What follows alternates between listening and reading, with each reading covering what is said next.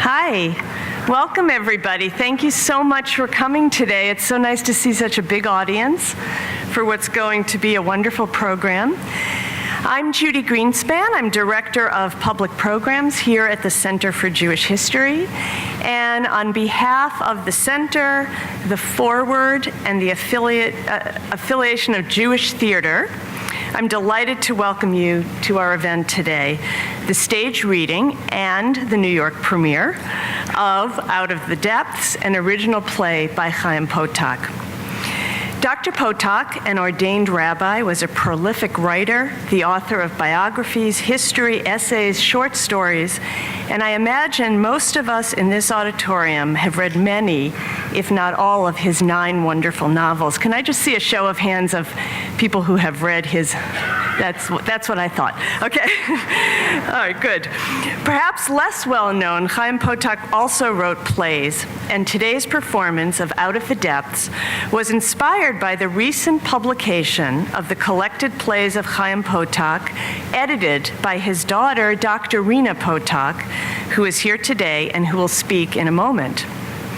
Out of the Depths, one of 5 plays in this first ever collection, is based on the life and work of Solomon Rappaport, better known as S. Ansky.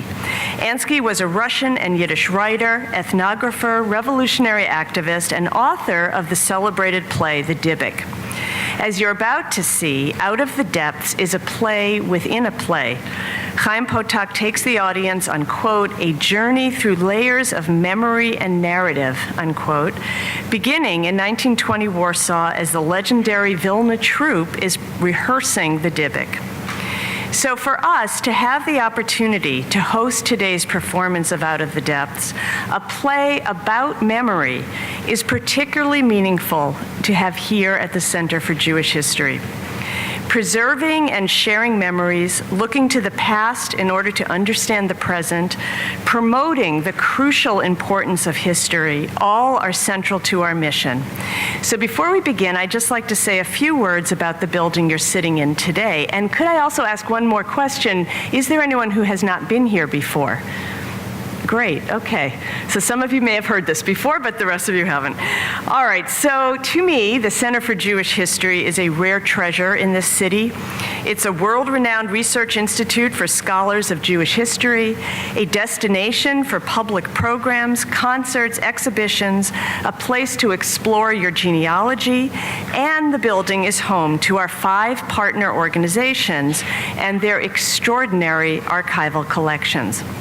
So our partners, the American Jewish Historical Society, the American Sephardi Federation, the Leo Baeck Institute, Yeshiva University Museum, and the YIVO Institute for Jewish Research, together possess the largest repository of Jewish archival material outside of Israel. Not surprisingly, Chaim Potok did extensive research in the YIVO archive as he was writing Out of the Depths. At that time, YIVO's archive was uptown on East 86th Street. We were not yet all under one roof. But today, I think it's safe to say that most people walking by this unassuming building on West 16th Street have absolutely no idea that tucked away inside is an astonishing treasure trove of materials that spans more than 500 years of history, includes 50,000 digitized photographs, 500,000 books, and thousands of artworks, ritual objects, recordings, and film. So, for example, here's just a tiny taste of what you could find in our massive archives relative to today's program. So the first is, that is the second. Hold on. There we go. The first is, this is a 1910 photo of S. Ansky, along with writers Yankee Dinzion and Y.L. Peretz. We found, this is just in a really quick search, an image from the 1920 Vilna Troupe production of the Dybbuk, which is exactly where the play starts today. The Dybbuk, of course, was extraordinarily popular. This is a 1935 photo from the Yiddish movie, The Dybbuk. And then it also inspired much artwork, which is also in our collections. This is from the Leo Baeck collection, the Dybbuk Beggar's Dance, from Yeshiva University Museum, another piece of art. And then if you were to visit our library, this is really a tiny taste, here are some wonderful books by Chaim Potok.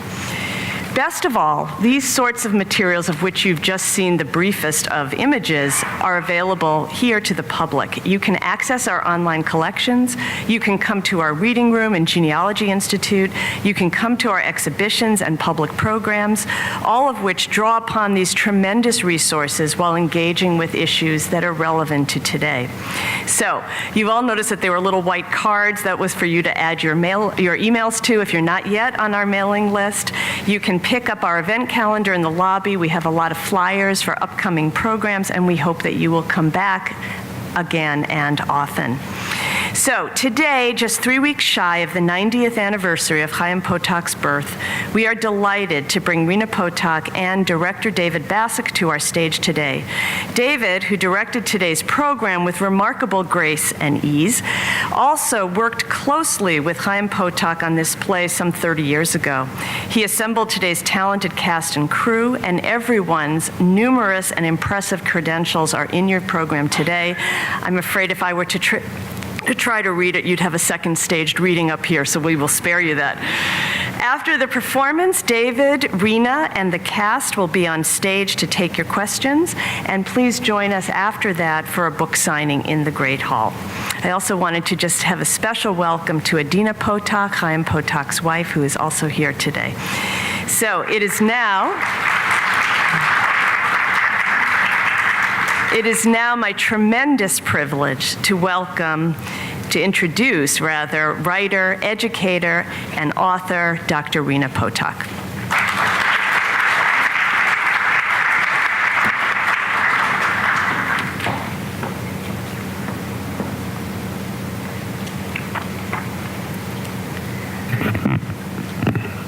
Good afternoon.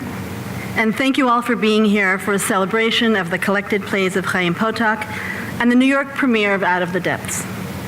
Today's event is the product of many dedicated individuals and organizations, so before I begin my remarks, I'd like to thank our gracious hosts, Judy Greenspan and the Center for Jewish History, the publishers of the collected plays of Chaim Potok, Paul Cohen, who's joining us in the audience, and Netanel Miles-Yepetz of Monkfish Books and Adam Kadmon Books, Meryl Zagaric, Public Relations, Meryl is also here, and the marvelous and distinguished cast and production staff of this premiere staged reading of Chaim Potok's Out of the Depths. Last but surely not least, my gratitude and admiration to David Bassuk, Chaim Potok's collaborator on the play, the producer and director of today's production, and my partner in bringing Out of the Depths out of obscurity and back to the stage. Out of the Depths portrays the life and struggles of S. Ansky, a Russian Jewish writer, ethnographer, and political activist, and author of the well-known Yiddish play, The Dybbuk. It illustrates Ansky's wanderings far from home and far from Jewish community, and his attempt to return to the fold decades later on his own terms. S. Ansky was born Shloime Zanvil Rappaport in 1863 in the thick of Jewish life in the Russian town of Vitebsk. A brilliant Talmud student, Ansky soon found the world of the yeshiva intellectually confining as he became fascinated with secular and forbidden writings in philosophy, literature, and political theory. He wandered from his community to the outskirts of Vitebsk, where he started a sanctuary for runaway yeshiva students. It's true. He wandered across the length and breadth of Russia, living in small towns, working in coal mines, tutoring Russian, eking out a meager existence. Even in language he wandered, gradually shifting his writings from Yiddish to Russian, except in letters to his father, as he came to identify completely as a Russian populist. He wanted so desperately to be at one with his beloved Russia that at one time he even contemplated conversion. Ansky was an intellectual and a revolutionary who fought for workers' rights and against the plight of the Russian peasantry. When the Russian authorities came for him, he fled, wandering even further, and spent years working and writing in Paris and in Zurich. At midlife, he became hungry for his spiritual roots, which he explored in an ethnographic mission to gather the folktales, superstitions, and oral histories of his people across Russia. On the cusp of World War I, Ansky uncovered a rich cultural heritage and preserved many of the stories, songs, and images of his people at the very moment they would have been lost forever. We know from Ansky's memoirs and the memoirs of others that while on the ethnographic expedition, he came across a story in many versions of a bride and groom separated by violence and death whose souls are reunited in the afterlife.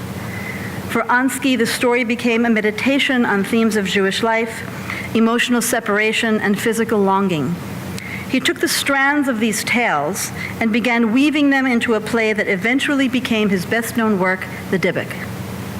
The play was staged originally in Russian. It was written for a Russian audience and then translated later from Russian to Yiddish. Audiences from Ansky's time to now see the Dybbuk as the quintessential expression of Jewish mysticism, the authentic core of the Jewish spirit. Chaim Potok was fascinated with Ansky, who, like him, had left the strictures of Orthodox Judaism and engaged in the broader secular world. In 1984, he collaborated on a screenplay adaptation of the Dybbuk with Hollywood film director Fred Zinnemann. In 1988, he spoke about Ansky at a seminar on the Dybbuk given by the illustrious director John Hirsch and set designer Ming Cho Lee, and assisted at the time by David Bassuk at the Yale School of Drama. Soon after, Vasek and Potok began to talk about exploring Ansky and his creation of the Dybbuk in theatrical form, and in May 1990, they opened the world premiere of Out of the Depths in Philadelphia. In his quite wonderful director's preface to Out of the Depths, the first work in the collected plays of Chaim Potok, David Bassuk tells more of the play's origin story. Ask him about it during the Q&A after the performance. It's quite a good story. Also published in the book for the first time along with the script of the play is a transcript of the post-performance conversation with Chaim Potok, David Bassuk, and Yiddish literature scholar David Roskies. Ansky left Jewish life and community until his late 40s, when he wished to return, but on his own terms, rather than conforming to the rabbinic dictates of return and reintegration. In Out of the Depths, Ansky embodies the mythic figure of the prodigal son with a Jewish twist. The story of the prodigal son is one of the parables of Jesus in the Gospel of Luke. It is the story of a son who wanders far from home, squanders his inheritance, and eventually becomes destitute. He is forced to return home empty-handed and intends to beg his father to accept him back as a servant, but to his surprise, he is welcomed by his father not with scorn, but with a celebration of the return of the son who was lost and is now found. Ansky's return is of a different character entirely. As Potok explains in the conversation with Roskies, it is a uniquely modern idea that an individual can create his or her own version of a religious tradition or leave it and later return on one's own terms. Ansky was a new kind of prodigal son figure, part of a new generation that said, I set the parameters of the return. I set the conditions. I return to my people on my own terms.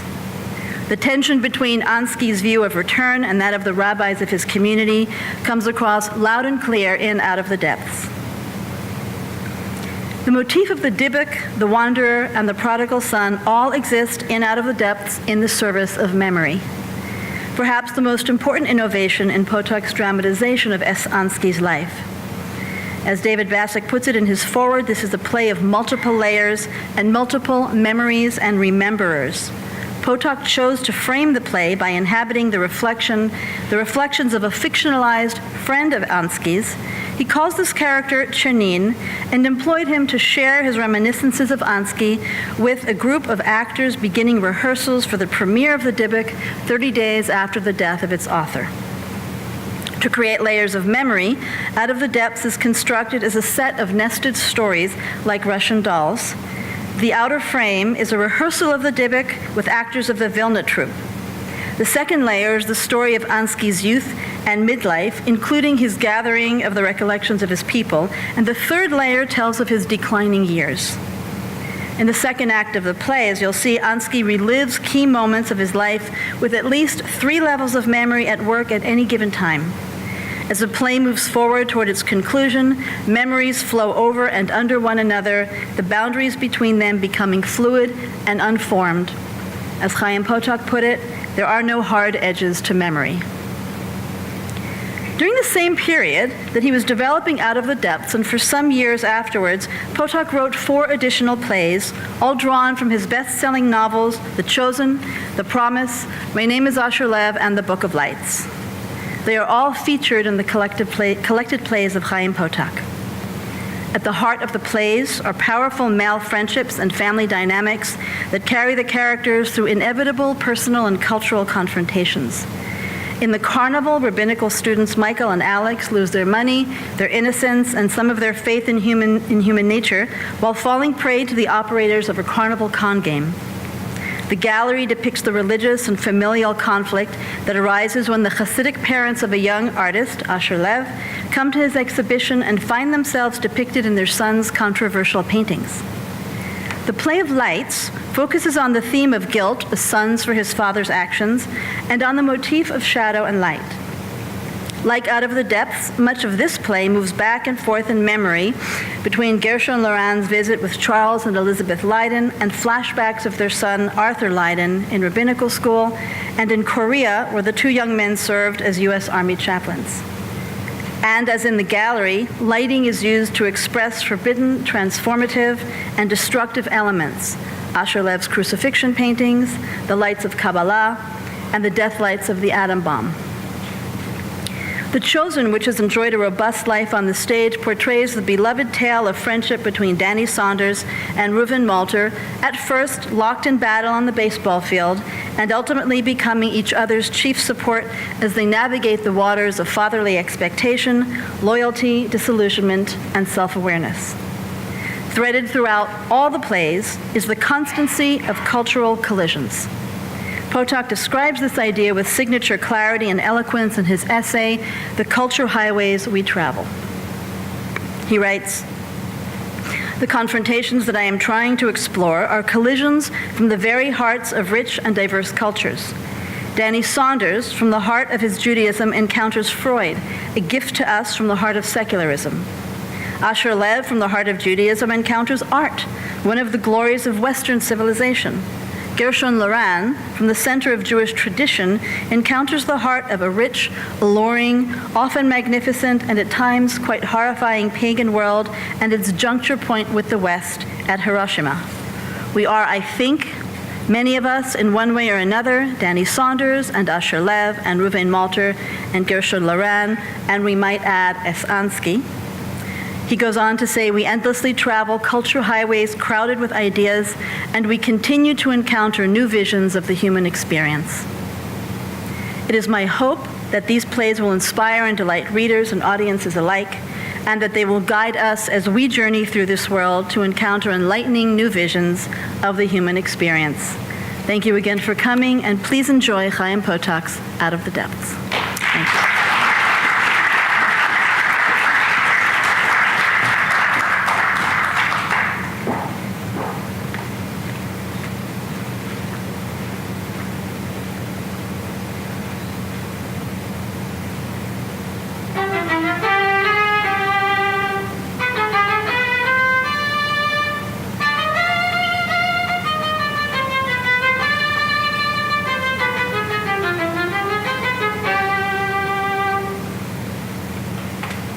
I'm sorry, you want me to talk to them about the play? You want me to explain about Dybbuk? They have all asked for you. I knew this was probably an impossible situation. What do I know about Dybbuk? They are so eager to work, but the play continues to elude them. They cannot grasp its center. Why didn't they ask Rappaport? Who can better explain a play than the author? Rappaport did not like to talk about the meaning of our play. Our questions seem to wound and exhaust I him. never agreed to your request. I am a journalist, not a dramaturg. Listen, it doesn't matter that you're not a dramaturg. Stanislavski always had someone at his side, someone who knows the author and his world, and that person is rarely a dramaturg. Stanislavski, this is Warsaw, not Moscow. And you're not the Moscow Art Theater, but the Vilna Troupe. What does that have to do with it? Before the Bolshevik Revolution, I studied with Stanislavski for 3 years.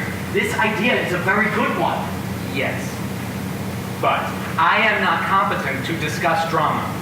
It's not necessary that you know drama. It's merely necessary that you know the author. From the very beginning, I urged him to not write this play. I told him no one would understand a play about a Dybbuk. Who will come to see a play about superstitions and ghosts and mystics? I told him that. Listen, Janine, if there is a better way to memorialize him on the 30th day of his death, you tell me, and I will do it. He had no luck in seeing the play produced in his lifetime. Will you do it or not? Janine, what shall I tell the actors? Very well. I'll talk to them. Thank you. Thank you.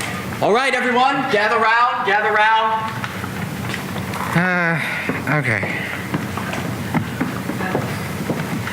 The director tells me you're having some difficulty with this play. Frankly, I'm not surprised. This is 1920. Who in this day and age believes in superstitions? Ghosts, exorcisms, and a Dybbuk of all things. Well, I'll help you as much as I can. I grew up with S. Ansky, or some of you know that his real name was Solomon Rappaport. Yeah. No one knew him better than I did. And yet there are things about him that I don't understand to this day. First, I'll tell you some simple things, facts that are easy to understand. He was born in 1863 near Vitebsk. When he was very young, his family moved to Vitebsk. His father was an unsuccessful businessman. His mother died when he was a child.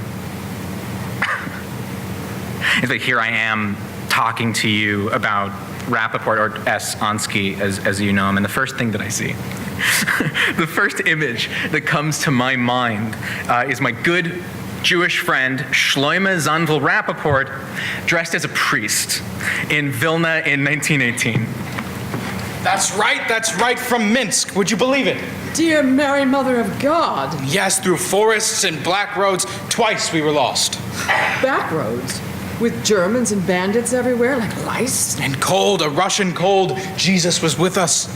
A night, a day, would you believe it? We stopped to rest the horses and to relieve ourselves, that's all. Is this a good inn? Would I tell you if it was a bad inn? It's a good inn. You have room? For a priest, I always have room. They keep their hands to themselves, if you know what I mean. And they pay their bills on time. Vilna, he said, the first good inn. Not 10 words out of him the entire trip. I think he's running from the Bolsheviks. Killing their priests now. Soon it'll be their mothers. Go fetch him. He'll freeze in the wind. A priest, madam? So late at night? Go see to the room at the head of the stairs, Zosha. A priest brings good luck, madam. This is a Russian Orthodox priest.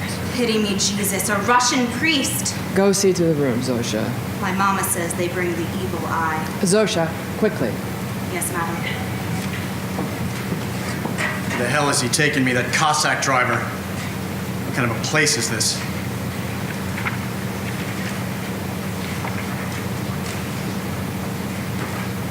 "40 years of agony to put an end to the Tsar, and what comes of it? Vladimir Ilyich, you stole the revolution right from under our noses. The Bolshevik army may be here soon. I must think what to do. Rest here a while, maybe go to Warsaw. Everything left behind. Years of labor, the collection lost, notes, pictures, photograph. Who knows what those barbarians will do next? The Yiddish translation of the Dybbuk manuscript lost somewhere. Where else did I lose it? What difference does it make? I cannot go back for it. I'll have to translate it again.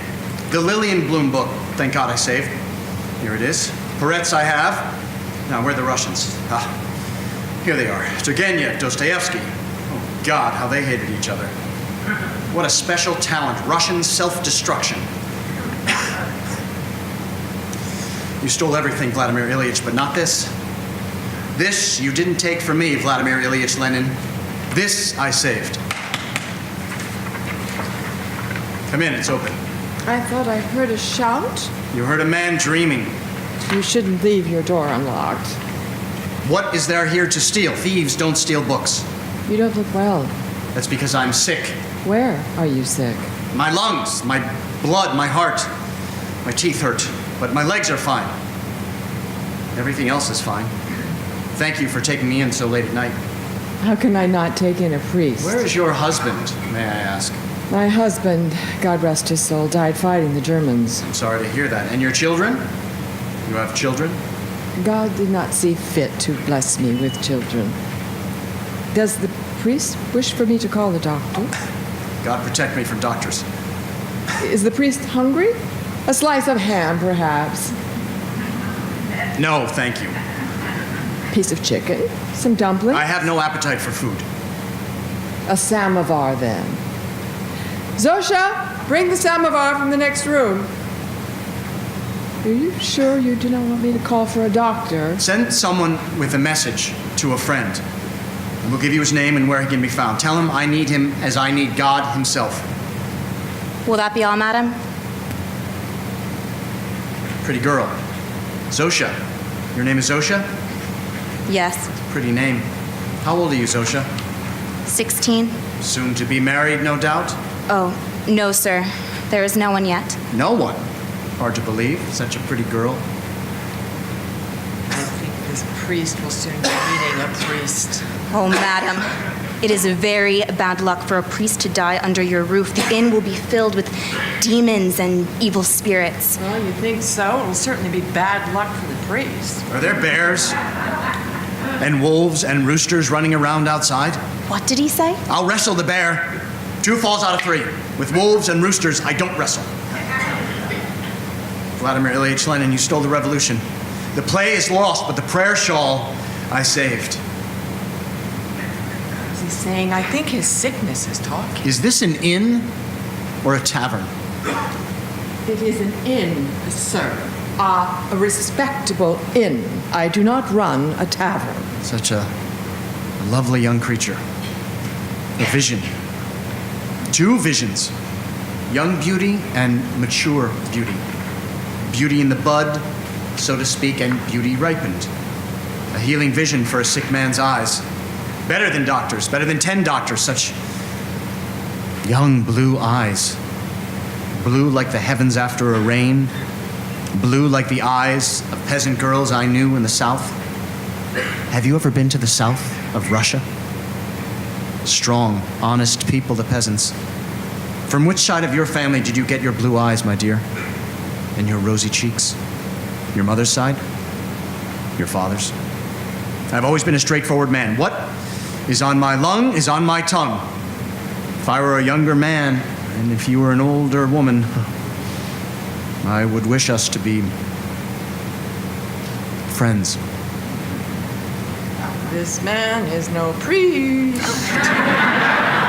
That night, he cried out again and again in his sleep, and toward morning, his lips were flecked with blood. When I arrived, he was so sick he made no objections to being taken to the hospital. He lay there some weeks before he was able to return to the inn. I asked her once, I said, Mama, why did you run a tavern? Isn't it a place for bad people? How'd you know it was a place for bad people? I had eyes and ears, and my friends in school let me know that what their parents were saying. And what did your mother answer? My mother, of blessed memory, my mother said, Shlomi Zanvil, a tavern won't corrupt a good man, and a house of study won't straighten out a bad one. A wise woman. She was too soon dead, my mother. You wouldn't be living like this if you'd had a stepmother. I've said it before and I'll say it again. It's a pity your father never remarried. What would my father have done with another wife? He was rarely home. All he ever had on his mind were his failed business affairs, me, my 2 sisters. I don't know how much he cared about us. Could I prevail upon you to stop pacing? You're making me nervous. Sit down somewhere. Sit down where? I must remember to ask the innkeeper to bring me a few more chairs. How long do we know each other? More than 40 years? Vitebsk, St. Petersburg, Geneva, Basel, Paris. I can't understand how a man lives this way. Please don't be angry with me, my friend. But this is impossible how you live, wandering from town to town and from inn to inn, like a gypsy. Wandering is better than sitting still and watching. You will make yourself sick again. You will end up back in the hospital. Not in that charnel house. You will bury me first. Why don't you come and live with me and my family? We have a spare room. There is sunlight. Your house is too comfortable. I'm uncomfortable when I live in comfort. And your good wife does not like a man who smokes cigarettes. Then let me take you to the clinic near Warsaw. Give yourself another 2 weeks of rest. Levin is an excellent man. When I need Levin and his clinic, I will let you know. Listen, Janine, Do you want to wrestle? What? 2 falls out of 3. What do you say? I'll show you how sick I am. I say it's not only your lungs that are sick, but also your head. Jeez, what am I going to do with him? He's impossible. Lillian Bloom's Sins of Youth, the play he lost, this he didn't leave behind. What are you muttering about, Chaim? Listen, Rappaport, the Bolshevik army may be here in a week. A week? Your priest's clothes may not help you a second time. What will help you, my friend? Me? What does Lenin have against me? Did I publicly oppose the Bolsheviks? Am I on his arrest list of counter-revolutionaries? I'm a journalist, an observer, not an activist. The Bolsheviks will have more important things to do in Vilna than look for me. They'll have to fight the Poles and Lithuanians. Where did you hear 1 week? At the most 2 weeks. 2 weeks? Yeah. The world can turn upside down in 2 weeks. You have not yet told me what you saw in St. Petersburg. Aren't you sick enough? You want to become sicker? St. Petersburg was a hell on earth. What did you see? I saw, I heard, I reported for my newspaper. In Gorky's journal, I read the reports by Babel. I wish I could have sympathy for the Russian church. They have so little sympathy for us. Babel wrote that the welfare commissariat operates homes for orphan children where nothing is taught. 60% of the children can't read or write. The food consists of soup made up of roots and salt herring. There is the stink of broken sewer pipes, and children are dying of typhus. Children are always suffer for the stupidities of adults. I still have nightmares about what we saw during the war in Galicia and the Ukraine. Do you remember the child whose earlocks were torn off by a Cossack? Babel described a home for men who were blinded in the war. They live crowded together, and no one knows what to do for them. And the nurse says she doesn't understand what sort of institution it is. The blind men have their wives and children with them. There's even a blind Pole with his face turned orange from the poison gas that ate into his skin. You want me to go on? What is happening to the Jews? Everything that is happening to everyone else is also happening to the Jews, only 10 times worse. The workers are spared, but the merchants and factory owners, well, it is a people's revolution. You wanted to make a people's revolution. Do you remember how ideas once ate into our souls?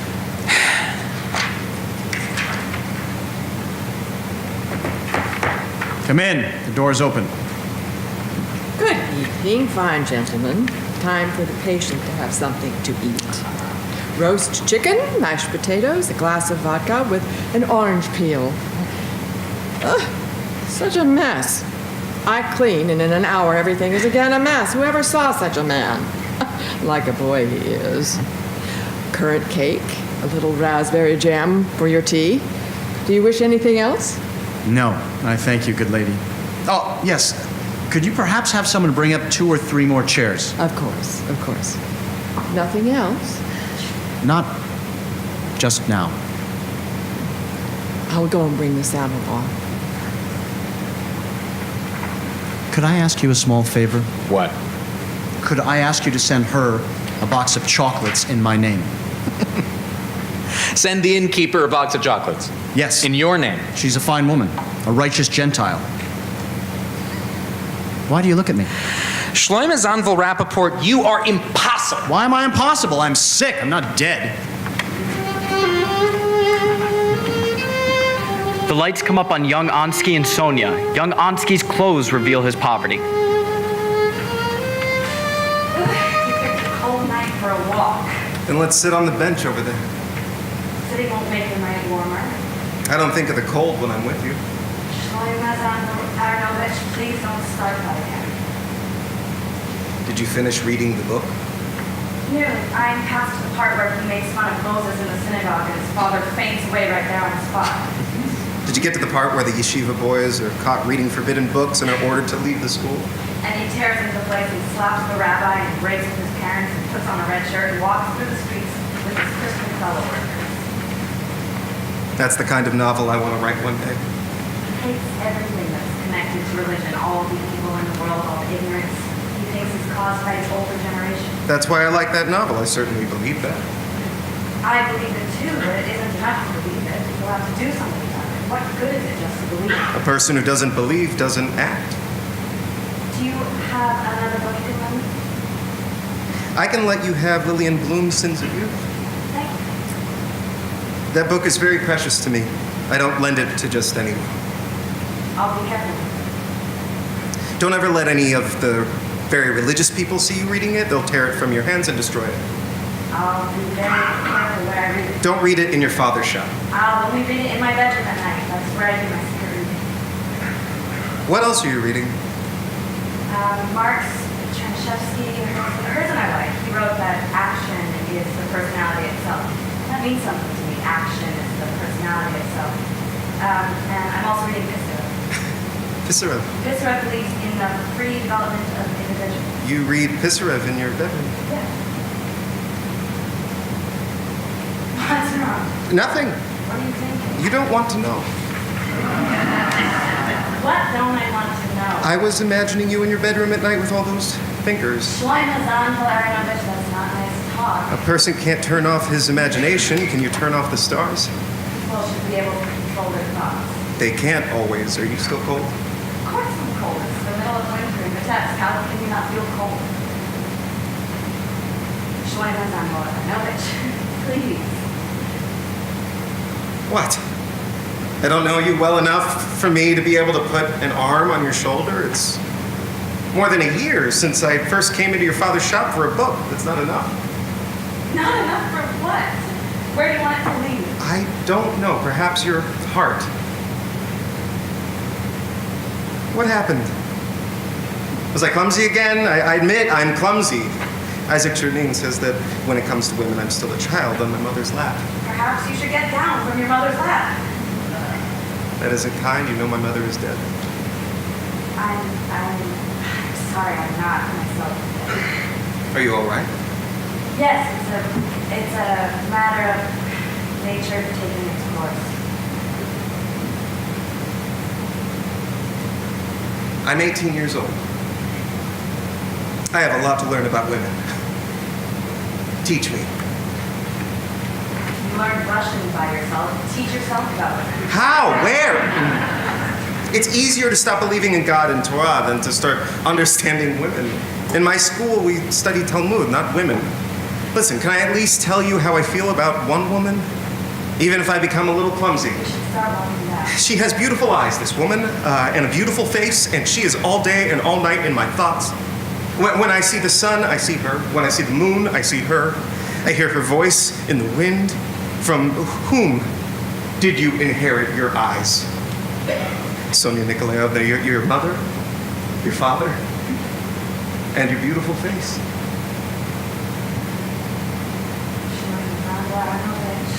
You see, I did it all wrong. I asked you to teach me, and you wouldn't. Shall I quote to you from the Song of Songs? You have captured my heart, my own, my bride. You have captured my heart with one glance of your eyes. Really start back. Who is she that shines through like that dawn, beautiful as the moon, radiant as the sun? No good. I'm clumsy, I admit it. But the words come from the heart, Sonia Nikolaevna, from the deepest part of my being. I feel our souls are bound together. I don't hear an answer, Sonia Nikolaevna. You have nothing to say. My answer to the Song of Songs is also from the Song of Songs. Do not wake or rouse love until it please. Until it please? Our lives have barely begun. Barely begun. I thought we might barely begin our lives together. I'm frightened of beginning a life now with anyone else. Anyone else? Am I just anyone else to you? No, you are a good friend to me, Shloimeh Polaronovich, a special friend. And you wish me to remain a special friend? Please. I must get back to the apartment. One of my roommates needs these boots. You share boots? Why not? 6 of us live in the same room and we only have 2 pairs of boots. We also share 2 overcoats. 6 of you? Who are the others? My friend Chernin and 4 yeshiva boys who have run away from home. We take turns. 4 of us stay in while 2 go out. We sleep on the floor and use our clothes for pillows. Your clothes? I've taken a special liking to my clothes. One becomes very intimate with clothes that one uses for a pillow. Sometimes I talk to my clothes. What do you eat? Black bread, sausage, tea. Sausage? What kind of sausage? What kind? Any kind. Pork sausage, the cheapest kind. You've gone that far. Far? Why is that far? It's a simple step. One day you don't eat it, the next day you do eat it. Far as when what we're reading these days. Tolstoy, Turgenev, Dostoevsky. We're reading Shakespeare in Russian. Last week we read A Midsummer Night's Dream. One turf shall serve as pillow for us both, one heart, one bed, two bosoms, and one troth. It's beautiful, isn't it? As beautiful as the Song of Songs. Maybe even more beautiful. How do you live? If I weren't poor, I would have attended the gymnasium here in Vitebsk and studied Russian there instead, by myself in a room with 5 others. As it is, I barely have 2 kopecks to rub together. You should leave Vitebsk. Leave Vitebsk and do what? I'm leaving. What? At the start of summer. Where are you going? St. Petersburg. You have a residence permit to live in St. Petersburg? I will be tutor to the daughters of a wealthy family. Your parents have given their permission. I don't need the permission of my parents to live my own life. Shlomo Rappaport, we wish me success. Of course. I wish you much success. And if you'll forgive me, I will continue to imagine you reading in your bedroom. I forgive you. Please walk me home. Later that night. Where have you been? Do you know what time it is? I thought you fell into a canal and drowned. Sonia Nikolaevna refused you?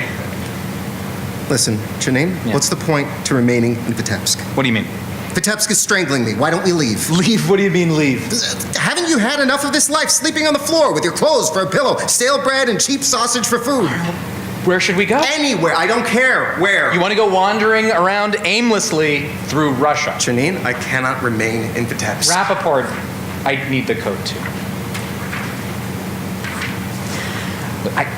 I am very sorry for you, my friend. You are so much smarter than I am, than any of us here, and yet you don't know what you want to do with yourself. I will find something worth doing. That I promise you. It isn't me you have to make that promise to. It's yourself. Look, I gotta run to my meeting. Why don't you make yourself some tea and finish up the sausage? You'll feel better. It's time for us to grow up, Chernine. It's time for us to each start wearing his own cloak and boots. Oh, Vitebsk is nothing but darkness and ignorance. There's nothing left for me in Vitebsk.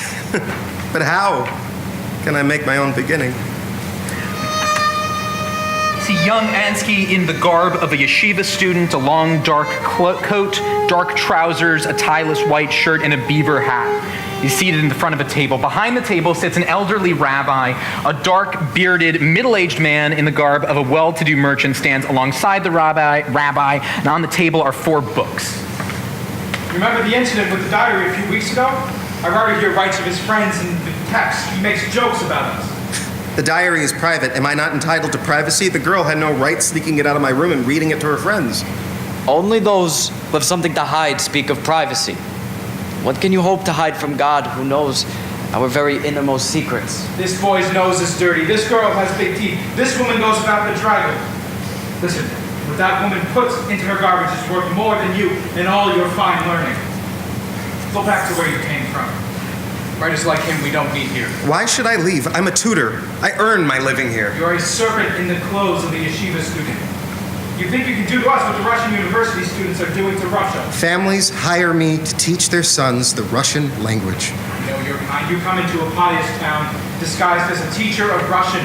Your real purpose is to spread your enlightenment poison. You ruin our children. Some children are interested in more than Russian. You are deceiving innocent people. I hired this person to teach my son Russian. Reading, writing, a little grammar, nothing more. And what do you have to say? How are you called? Solomon Rappaport from Vitebsk. Just enough Russian so my boy can take over business when I'm no longer among the living. Nothing more. I hear what you were saying, Reb Senders, but I did not hear anything from you, Solomon Rappaport. I was hired to teach his son Russian. I am teaching him Russian. He is teaching.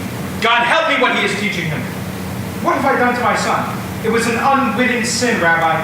I wanted the boy to know some Russian so he could deal with the government. Instead, this serpent teaches him this and this. I found these books in my boy's room. Krestomatia? You see, it is the Bible of the Goyim, a book about... I won't say the name. You see? Krestomatia, it's the name of a Russian primer, a reading book. It has nothing to do with Jesus Christ. Levin's son, Smolskin, and Lillian Bloom, Sins of Youth. This you gave to the boy to read. He saw it on my bed and asked me for it. And the boy, he loaned it to others. One boy was found reading it in the house of study behind his folio of the Talmud. He fell asleep over it. A yeshiva student came over to him and recognized it immediately as a secular work and began to leaf through it. And when he read the sentence, "Who can really prove there is a God?" he became so terrified, he began screaming. "Beat my son for reading it. Oh, how I beat him." But it was too late. Poison is already inside him. Say the serpent should be excommunicated. I brought your son a ray of light. For that, you talk about excommunication. Sit down, young man. Tell me, Shloime Zanvo Rappaport, Talmud, you know? Yes. The 10th chapter of Sanhedrin you studied? Yes. According to that chapter, are you entitled, do you think, to see the rewards of the world to come? I would rather see rewards in this world. You see what I mean? You believe the Torah is from heaven? I believe each person has a right to believe what he believes. You believe we are God's chosen people? Chosen for suffering like so many other people. You believe the Talmud is from heaven? Rain and sun and starlight are from heaven. You are an unbeliever, a free thinker. You and those like you only know how to destroy. You bring into our world a culture of destruction. To build, one must destroy. All books, except religious books, are to be brought to the synagogue courtyard for burning so that evil may be purged from this town. Leave town immediately, unless you want to be arrested and marched out by the police as a prisoner. Do you understand my words? You mean you would have an innocent person sent out with a convoy of prisoners? This place reeks of medievalism. Enough ignorant small towns, my own people reject me. There are others I can teach.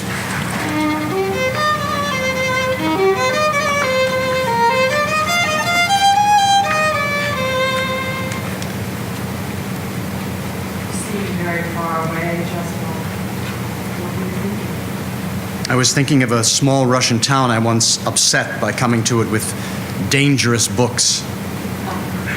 I thought you were thinking about her. Only very briefly. And only one woman. I try hard not to think about other women when I'm with a woman. I find it exhausting. Have you been in love? Oh, yes. I've been in love for more than 30 years. 30 years. Your wife. No. Is she beautiful? Oh, yes. A beautiful woman. Beautiful in face and beautiful in mind and soul. Did you ask her to marry you? She refused. She said she didn't love me. You have never been married? Oh, I was married for 2 years. We divorced. I see you're not very good with women. Apparently, I'm only good with women if it doesn't involve the possibility of marriage. Have you known many women? How many is many? You're clever, Jew. You answered my question with a question. I have known many women. Some I found dangerous. Unlike men who are all kind, gentlemen without guile. I don't know anyone entirely without guile, except the common folk. Peasants are without guile. They work hard and are honest and decent. Peasants of boorish and filled with superstition and stupid ideas. And they hate Jews. The servant girl, my Zosha, she left because she was terrified of being under the same roof with a Jew. She said she feared for her soul like a Jew. Someone taught her that. Priests and intellectuals corrupt them. How do you know so much about peasants? I lived among them for 6 years. You lived among peasants? A Jew among Russian peasants? I am a Russian. I came to them as a Russian. I worked, I listened, I taught. And the Tsar's police left you alone. The Tsar's police gave me some trouble, but for the last 3 years I was nearly invisible to them. A Jew among Russian peasants visiting the Tsar's police? You're a very strange Jew. The truth is, you're the first Jew I have ever truly known. My husband, he's not. Why did you marry him? I went to gymnasium, I worked in a factory, very young, I find I miss him last every day. He has come to prison. Are you quite comfortable, Mr. Priest? I should get back to my translation. Probably make you more The Bolshevik army turning around and going back to Moscow. My tutor, I will protect you. Lights come up on a Young Ansky and 2 peasant girls on a Russian farm. Young Ansky holds in his hands a horseshoe. I don't believe you can do that. What will you give me if I do? Is that a real horseshoe? See for yourself. It's real. Well, what will you give me? First, let's see you do it. You don't think I can do you? Well, look. He takes the horseshoe in both hands and slowly straightens it. The peasant girls watch in astonishment. There. Holy Mary, how strong you are. From where do you come? From Vitebsk in St. Petersburg? So far away. Have you ever seen the Tsar? No, never. I heard the Tsar lives in a beautiful palace. The Tsar's palaces are not only beautiful, they are also enchanted. Enchanted, really? All of St. Petersburg is enchanted. All of St. Petersburg? Late at night, the houses and palaces whisper the names of the thousands and thousands of peasants who died building the city. Thousands of peasants who died? I never heard that so many died. 100,000 peasants died. 100,000?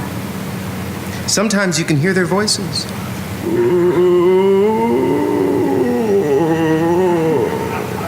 It's like the wind crying. How are you called? Shlomo Zanvil Aronovich.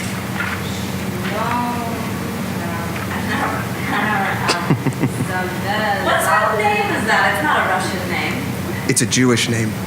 We'll call you Semyon Akimovich. That's better than better than the other name. Semyon Akimovich. What brings you here, Semyon Akimovich? What are you going to do in the village? Work, teach, bring you books. What sort of books? Good books. Books to open your eyes. Those from the Holy Church? No, not from the church. So you are another revolutionary from the north. You better watch out for the Tsar's police agents. They're in all the villages. Thanks, I'll be careful. Tell me something, are you sisters? Yes? From whom did you inherit your eyes? From your mother, your father? They are beautiful eyes. Semyon Akimovich, the police will be after you for more than your revolutionary activity. Beware. You said you would give me something for bending the horseshoe. I did give you something, Semyon Akimovich. What? I gave you your name. There's an old folk saying, change your name, change your life. Shlomo Rappaport had been rejected by his own people. He decided to give himself to the cause of Russian populism. He became a Narodnik, a Russian radical populist. And as a Narodnik, he wandered through the Russian Southland. His plan was to adopt the life of a Russian peasant, become part of Russian village life, and bring to that life new ideas about social and political reform. He wrote to me from a town in the Don Basin. I was surprised to learn that he had wandered that far south. June 1888. I feel good here. I like the simple life of the peasant. Its truth, its poverty, its lack of malice. Peasant life is calm and regular. The peasant girls with their golden hair, light blue eyes, and delicate complexions are the most enchanting of creatures.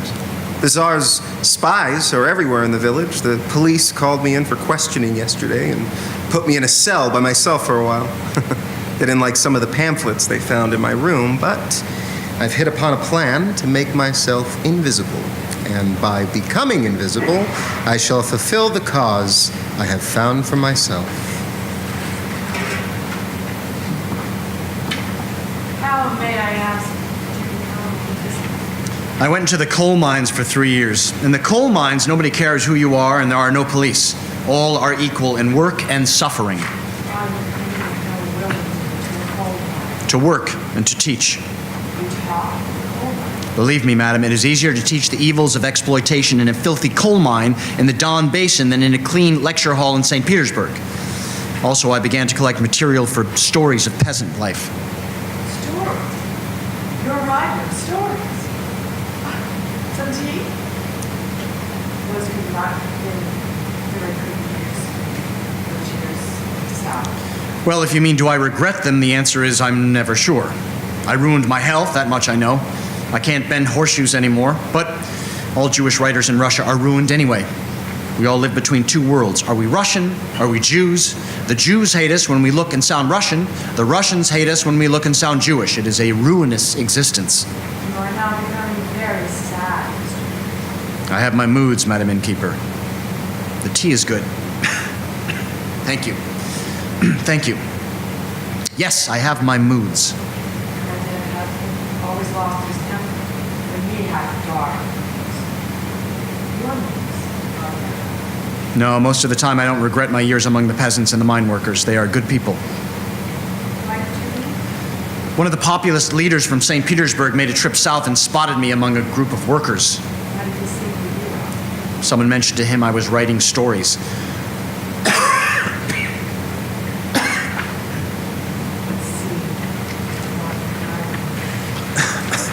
What an opportunity. St. Petersburg and a letter of invitation to the writer Gleb Uspensky. Are they really worth anything? The stories I've written about my years in the South, when I show him the stories, will he laugh and send me away?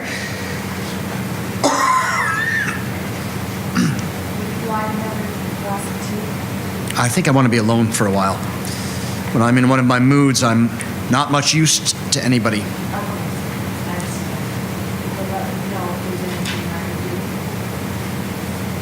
All those years, for what? Weren't they wasted years? Oh, good God. To live between worlds. Here is how I see him when he gets off the train in St. Petersburg. It's a bitter, cold Russian night, a St. Petersburg night. Thin, blowing snow forms halos around the street lamps. An Arctic wind moves across the water and pierces his flesh. Light crossfade to young Ansky, dressed in a thin coat carrying a rucksack. He is freezing. He backs up and bumps into a heavy-set man, Gleb Uspensky. Watch where you're going, young man. Oh, 1,000 apologies, sir. Oh, Do I know you? I am Shlomo Zanvil Aronovich Rappaport, sir. I was earlier at your house. I showed you some of my work. I remember. Cherche Manon. What in heaven's name are you doing out at 3 o'clock in the morning? I have no place to sleep, sir. What do you mean you have no place to sleep? Mon Dieu, are there no hotels in St. Petersburg? Are there no inns? I have no permit, sir. A Jew must have a permit to get a hotel room, sir. Permit, you say? I know about the permit, but I never thought. Well, you can all walk about the streets all night. You will freeze to death. They won't blue sail. Not always easy. How fortunate for you that our meeting lasted so late. Come. You will come with me to my house for the night. I remember now the story you gave me to read. It's a fine story. We will publish it in our journal. Now, you must tell me everything about your experiences among our Russian coal miners. Oh, how I envy the purity and spirit of their labor. Now, I was in Switzerland at the time working on a newspaper. Shlomo Zanvil Rappaport wrote and told me that Gleb Uspensky himself had obtained a St. Petersburg residence permit for him. And then, 1 year is all it took to transform our Shlomo Zanvil Rappaport into a Russian writer. 1 year under the tutelage of Gleb Uspensky, the noted populist intellectual. No, dear boy, no. You cannot put the name Rappaport on your sketches of folk literature. The name is not appropriate for so fine a book. What is needed is an elegant pseudonym, a nom de plume. How was your father called? Aaron. Aaron. Aronovich? No, it will not do. Too close to the bone of your Jewish past. In the South, I was called Semyon Akimovich. Russian name, a peasant's name, not a name for a writer of literature. How's your mother called? Anna. Anna. It's a good Russian name. Now let me see. Your first name? S. Mother's name? Anna. What do you think? S. Ansky. I don't know. It's a fine name. Un nom formidable. S. Ansky. It's a name that would cling to people's memories. And so Uspensky brought the newly minted S. Ansky into the charmed circle of populist intellectuals in the city of St. Petersburg. Parties, soirees, salons, teas, and concerts, discussions and debates of a high order. A splendid collection of stories, Ansky. Simply splendid. Thank you. Do you enjoy writing for the journal? Yes, very much. Okay, tell me, Ansky, what do you think of Mikhailovsky's view of the peasant? I think that Mikhailovsky's attack against the integrity of the peasant is exaggerated and extreme. A great virtue of the peasant is in his belief in the value of work. The peasant believes that only those who work are human. The aristocratic and intellectual Russians in our cities, the ones with the clean white hands, can't conceive of doing even a single day of physical labor. Yes, my feeling is that if we can somehow fuse the peasant with the intellectual and the aristocrat, we will create a new and inexhaustible Russian nation. And what is your view concerning Marx's position that capitalism has already taken a hold in Russia and will continue to develop here no matter what the populace say? Marx is wrong. I don't believe in his iron laws and historical determinism. The Marxists are betraying the cause of the revolution. Man makes history, not the other way around. I've been given to understand you spent some time in the South. Yes, sir. 6 years, 3 years in the Don Basin. What was it like for a young Jew to be among our Christian peasants? Probably easier than it would have been for a St. Petersburg intellectual. Jews and peasants share a common suffering. Yes, but the suffering of the peasants is entirely unjustified. Having been in the Don Basin, what is it like for you now in St. Petersburg? There I split rocks, here I split hairs.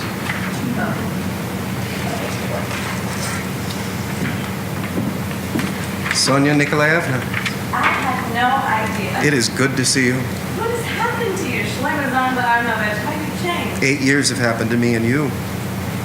You too have changed. I finished university. You're not married? No. How is it I didn't know you were in St. Petersburg? I arrived only a few days ago. I live now in Switzerland. Switzerland. What brings you to St. Petersburg? My work. What do you do? I'm a journalist. A journalist. How long will you be here? 2 weeks, perhaps 3. You look very lovely. Sonia Nikolaevna, your eyes. They are the same eyes I had in Vitebsk. Surely they're not. Surely they've seen a great deal since Vitebsk. They've seen a great deal, yes. I'm sure your eyes have seen more. What have you done with yourself since Vitebsk? I saw your book in a store and bought a copy. I'm eager to read it. May I call on you? Sonia Nikolaevna, it would give me a great pleasure if you permitted me to call on you. You may call on me, but only if you keep in mind that nothing can come of it.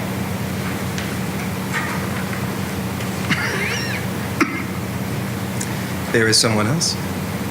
There's no one else. There's only myself and my work. I see you are better dressed these days than you were in Vitebsk. As are you. Well, shall we join the others? What did you study at the university? You must tell me everything about yourself. And now, an unexpected turn of events occurs. You remember only 1 year has passed since Ansky arrived in St. Petersburg from the coal mines of the South. He has published a book of short stories. He's writing for the journals. His star, as they say, is rising. Suddenly, he drops out of sight for a few weeks. And then... Mon Dieu, you have lost so much weight. Are you not well? I love her. I adore her. A young woman from Switzerland. She refuses me. True love, how splendid. A true wellspring of inspiration for the writer. She has returned to Switzerland. What shall I do? To Switzerland? Why go after her, dear boy? It's a splendid reason to go abroad. Do what every intelligent Russian does. Broaden your cultural horizons. Besides, I've been told the police have an eye out for you. Really, you should leave St. Petersburg. I will give you letters of introduction to people I know in Switzerland and France. Take advantage of this opportunity. I tell you this for your own sake, mon cher. Believe me, go. A plus vite. Her letters are so cheerful. I hear her voice in her handwriting. I see her face from Vitebsk to the coal mines to St. Petersburg. And now, does it really make sense to go running after her to Switzerland? But I love her. That was in 1892. His meeting with Sonia Nikolaevna in Switzerland was Well, it was a failure, a complete failure. He remained only briefly in Switzerland. Then he went on to Paris, where he became secretary to Professor Peter Lavrov, the founder of Russian populism. That was 1894. Believe it or not, he was recovering from yet another love affair at the time with a Parisian woman. His own writing had come to a halt. He was entirely devoted to Lavrov and to women. He was by then in his early 30s and no longer our young Ansky. I am most grateful to your friend Chernin for bringing you to me. I thank the professor for his kind words. This response of yours to the Marxist is very well done indeed. It will appear in tomorrow's paper, you said. The editor gave me his word. They attacked me without end, the Marxists. You're quite right. They must be answered. Read again for me, please, your final response. The Marxists claim that the revolution in Russia will not come from the peasants, that Russia must first advance to the stage of capitalism before she can make a revolution. How many times have we heard that tired argument? It's too often. Why should Mother Russia subject her children to the horrors of capitalism? Is it that the Marxists cannot endure their burden of guilt over the centuries of cruelty to which the West has subjected its workers? Has your conscience forced you to make capitalists of us all? It's good. It's very good. Russia must have her own destiny. Our revolution will be a gradual one without bloodshed. It will be a true people's revolution. Well said, Semyon Akimovich. Thank you, Professor. Turgenev says of me that I am a dove masquerading as a hawk. He thinks I'm a weakling because I prefer evolution to revolution. Then I will add the following. Do not make the fatal error of mistaking Lavrov's gradualism for weakness. He is a preference for the strong voice of the village over the effete intellectual of the city. The young student is here, sir, to continue her interview. Oh, the young Claudine. Show her in, please, please. This is the girl who's writing a paper about my work. Come in, my dear, my dear. I'm always gratified when a student wants to write about my work. You remember Monsieur Ansky? Why don't you be seated and have a There are mobs near the Hall of Justice, marching through the streets and shouting, "Down with the Jews! Down with the Jews!" There were mobs yesterday as well. One should avoid anti-Semitic mobs, mademoiselle. In the heat of the hunt, they do not always discriminate between the Jew and the Gentile. You're trembling. Can I get you something to drink? No. I would have never believed that France would spawn such an anti-Semitic rabble. They are learning from the Tsar and his ministers. What can we do for you today, my dear? I decided to include in my paper a section dealing with the events of the summer of 1874. An unforgettable summer. What is it about the summer of 1874 that interests you? Is it not your position that the intellectual owes the people a debt? Yes, that is definitely my position. The intellectual owes the people a debt and must have the decency to repay it. Those who went out in the summer of 1874 were inspired by faith. They suspended all critical inquiry and acted. I've read what you've written on the subject. Go to the people, learn from them, prepare their minds for the transformation of society along populist lines according to the ideals of Russian socialism. Yes, I certainly wrote that. But with all due respect, Professor Lavrov, the summer of 1874 was a fiasco, a complete disaster. I read that thousands of young Russians descended upon the peasantry with your words ringing in their ears, and the peasants laughed at them, scorned them, and turned hundreds of them over to the Tsar's police. How can the people be expected to know where their true interests lie? They are so corrupted by the intellectuals, by the priests, and by the Tsar's police. They must be taught. And who will teach them? The populist leaders. Who else? Certainly not the Marxists. Professor Lavrov, you've written about the idea of faith and subjectivism. This especially interests me. My dear young lady, I would like to stay and continue to answer your questions, but I am an old man and I need my rest. Oh, I'm so sorry. No. You must stay and continue your inquiries. I go now and take my medicines and rest a while. Old age is unpleasant, but you're offered little in the way of an alternative. May I leave you in the hands of Monsieur Ansky, who knows my ideas and my work as I know them myself. I can return another day if you wish. You may return as often as you wish, but you don't have to leave now. He tires easily. He's 73 years old. Can we talk for a while? I must finish the paper. We can talk for as long as you like on the matter of faith or on any other matter. On the matter of Lavrov's idea of faith. When is your paper due? In 3 weeks. Oh, it will take longer than that to write. Longer than 3 weeks. Well, with Professor Lavrov's work, one must proceed with care. There is much to think about. One must develop a feeling for his ideas. Feeling for his ideas. If you wish to be done in 3 weeks, it might be necessary for you to come here more often and to remain longer each time. You think that's necessary? I am only trying to be helpful. As Professor Lavrov instructed, I will do whatever you wish. Well, I thank you very much. Tell me, Claudine, is there any possibility at all that you might find a little time away from your intellectual pursuits to attend the opera? The years went by. Ansky was writing again, at first in Russian, but then in Russian and Yiddish. Poetry, essays, journalism, stories, and novels of alienated Russian youth and socialist youth. He was running all over Europe, lecturing and debating. It's impossible to get a clear picture of him at that time. Occasionally, I would meet him in Paris. And toward the end of the century, he seemed a changed man. He had become a bohemian dandy, a ladies' man. I remember letters he dictated to me. I remember whole sections of books. I see him sitting in his chair. I hear him moving about in this room. Time is the best healer.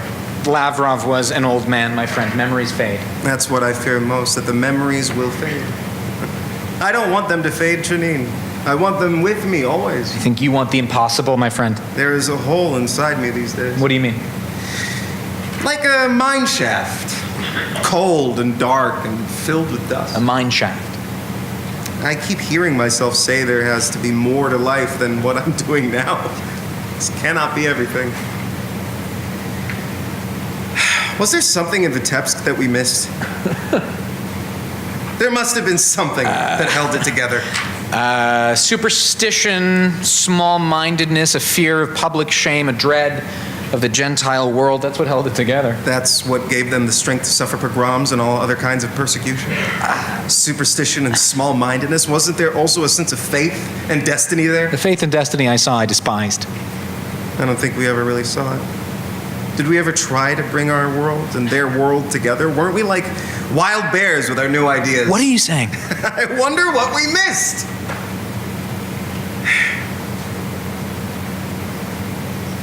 So Ansky returned to St. Petersburg sometime around 1906. And now we come to the event that I understand the least in this story. Here's a mystery for you. Why does a man rebel against his own people, wander away for 20 years, labor on behalf of others, and then suddenly announce his return? What pull of memory brings him back? What lingering echoes of the past? St. Petersburg, January 9th, 1910, a banquet in honor of Ansky's 25th anniversary as a writer. Among those assembled are some of the greatest Jewish intellectuals and activists of that time. Ansky is delivering a speech. 25 years ago, when I first began writing, my striving was to work on behalf of the oppressed, the laboring masses, and it seemed to me then, and that was my error, that I would not find them among Jews. I thought it was impossible to hold oneself aloof from politics, and again, I did not find any political currents among Jews. Bearing within me an eternal yearning toward Jewry, I nevertheless turned in all directions and went to labor on behalf of another people. My life was broken, shattered, ruptured. Many years of my life passed on this frontier, on the border between worlds. Therefore, I beg you, on this 25th year of summing up my literary work, to eliminate 16 years. I beg of you to eliminate 16 years. That's roughly 1892 to 1908. 16 years of a writer's life and creativity disclaimed by the writer himself. There has to be more to it all than only this. There must be more. Baron Ginsburg, I have in mind nothing less than a scientific expedition. A scientific expedition? I doubt that I will have any interest in financing such an endeavor. Into the Ukraine. The Ukraine? Deep into the Ukraine, into the small towns and tiny villages and hamlets. To what end? To record the tales and songs of the people who have lived there for centuries. It is the key to the heart of our people, its pure heart. What's it called, this science? It's called ethnography. Ethnography. The word you expect us to remember. What does it mean, this ethnography? The systematic recording of human culture. A systematic recording of human culture. Such a grandiose scheme, but so many demands are made upon me. The unspoiled tales, songs, customs, memories, and handcrafts of a people living close to the soil. Songs that mothers sing to their children, stories that grandmothers tell around the stove, memories that linger, the creations of the folk. That is the essence of our people. Praiseworthy effort, certainly. God has blessed me with wealth, Rappaport, but my wealth is not inexhaustible. I doubt that I will be able to help you. My servant will show you to the door. Baron Ginsburg, it is important that this be done now before it is too late. Too late? What do you mean, too late? I speak to you candidly. How long can that world remain in existence? Surely the Tsar means to destroy it. The pogroms, the starvation, and so many are leaving for America. A treasure will disappear unless we record it now. Afterwards, we will lament our short-sightedness, but it will be too late. You know what equipment you will need? Yes. And you know your cost? Yes. I will give your plan to my secretary. I thank the Baron very much. Tell me, Rappaport, is your health sufficiently good for you to undertake such an expedition? The expedition is too important for my health to be of any consideration. In my opinion, nothing is more important than one's health. I will give your scientific expedition my serious consideration. My servant will show you to the door. You should take care of your health, Rappaport. Soon after he leaves, a pogrom breaks out in Vilna and he leaves for Warsaw.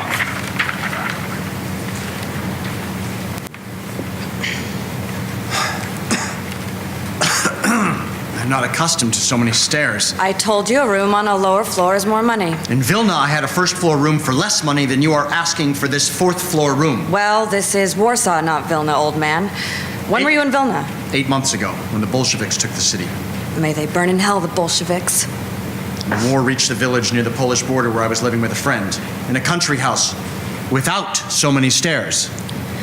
You'll feel the war in Warsaw too, old man. Well, this is the room. The windows don't close properly. We've had leaks from the rain. My husband lost an arm in the war, so there's no one around to fix anything. I will stuff newspapers in the cracks. You have a bed, a table, and a bookcase over there, and 2 chairs and a stove. Can you find the boy? I must send a message. You will have to pay for the boy. How long do you intend to stay? I don't know. The rent is due at the start of each week. You also pay for the electricity and cleaning the stairway at the end of the hallway. Do I pay for the toilet? Not for the toilet. My husband always said you judge a house by its toilet. This cannot be the end. There must be more that I can do. Where is that boy?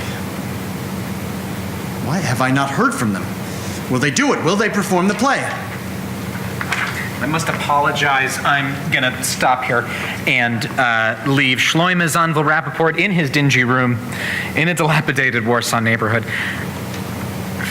You really cannot understand Ansky without knowing something about the event that I skipped over earlier.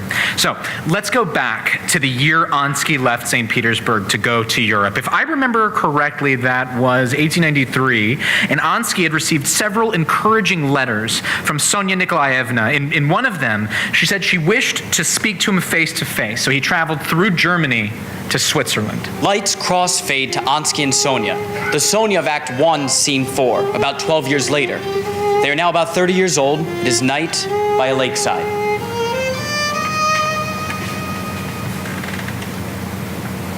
I found Berlin very unpleasant. Too orderly, too smug, too self-satisfied. I've never been to Berlin. Are the people very disciplined? Berliners are well-fed, well-behaved, well-groomed. The countryside is rich with neat farms, and the train ride here was lovely. The mountains and valleys, so very different from the steppes of Russia. And is your room at the inn satisfactory? The inn is not expensive, and the room is fine. To wake in the morning and see a white mountain directly outside my window glowing in the sunlight, a miracle. I'm working on a new book now, a novel. You've been busy in St. Petersburg. I'm glad you came to Switzerland. I very much wanted to see you. I'm happy to be here. Are there boats on the lake? Not at night. Early in the morning, the fishermen go out. They fish the lake? Yes, the fish are excellent. The lights along the shore, they look like a string of pearls. How is your work on the newspaper? They're letting me write my own feature stories now. The managing editor is not afraid of women. Really? Not in the least. A man who is not afraid of women is either a fool or a Don Juan. Sonia Nikolaevna, do you remember that night in Vitebsk I quoted you from the Song of Songs? Who is she that shines through like the dawn, beautiful as the moon, radiant as the sun? Do you remember? Yes, I remember. You said it was too soon, our lives had barely begun. I remember we talked about the yeshiva students, the ones you said ran away from their yeshivas. Whatever happened to them? I have no idea, each went his own way. Switzerland is a long way from Vitebsk.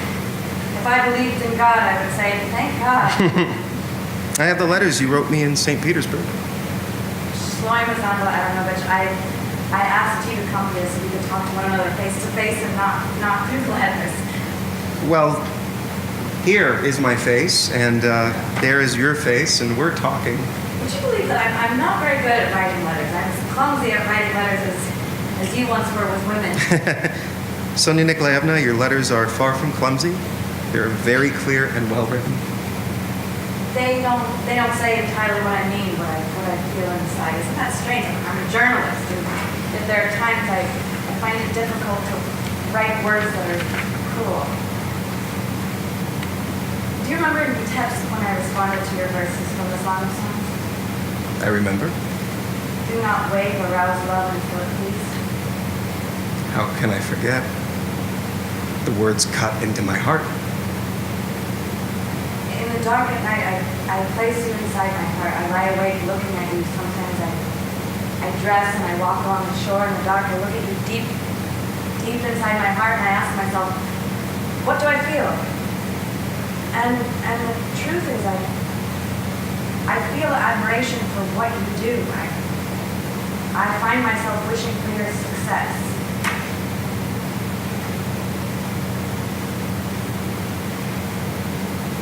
You know, in my entire life so far, I've never been out on a big lake. Do they catch many fish, the fishermen? Yes. All the restaurants in town serve them. The waves must be very high and dangerous in a storm. No one goes out on this lake in a storm. Well, there won't be a storm tonight. Look at those stars. I still remember us talking about what you used to read in bed. Do you remember us talking about that? Yes. I often lie awake at night imagining you reading in your bedroom. I see you with Lillian Bloom, Pissarev, and Marx Hertz. The things we remember. I'm sorry. Sonia Nikolaevna.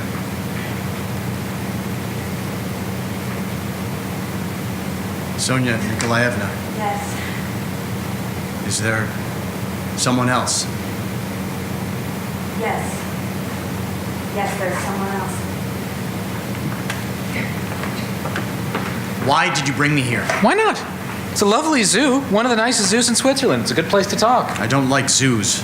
Animals in cages. You can leave if you wish. Janine, all I want to do now is to return to my Russia. And I say you shouldn't go back, not now. Better to live among the peasants as a Russian than to live in Europe and not know who I am. You should not go back feeling this way. As a Russian among Russians. Entirely a Russian. What do you mean? No separations, no living between worlds.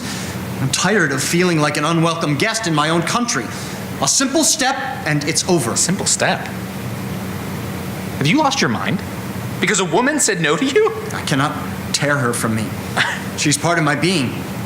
You've seen a newly slaughtered rooster or hen. My throat is cut, but somehow I'm still moving about. My heart is still pumping blood.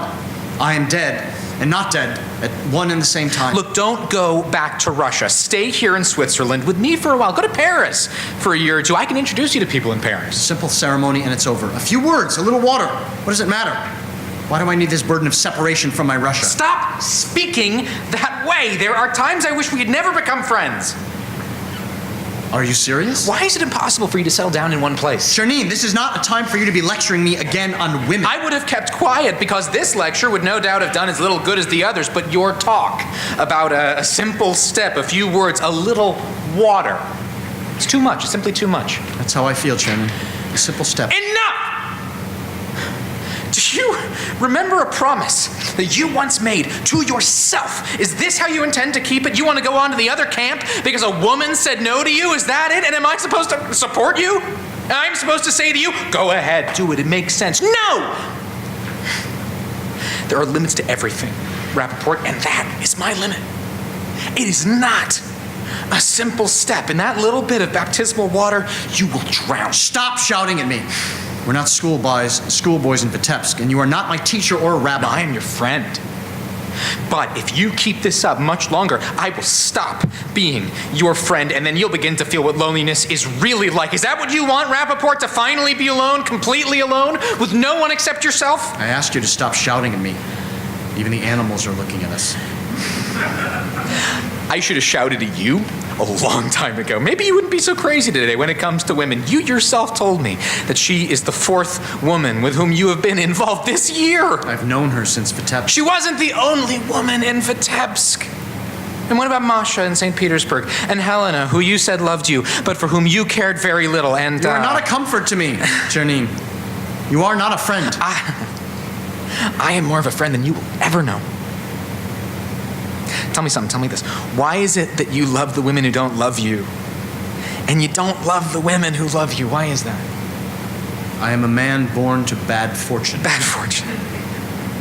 It isn't more than that.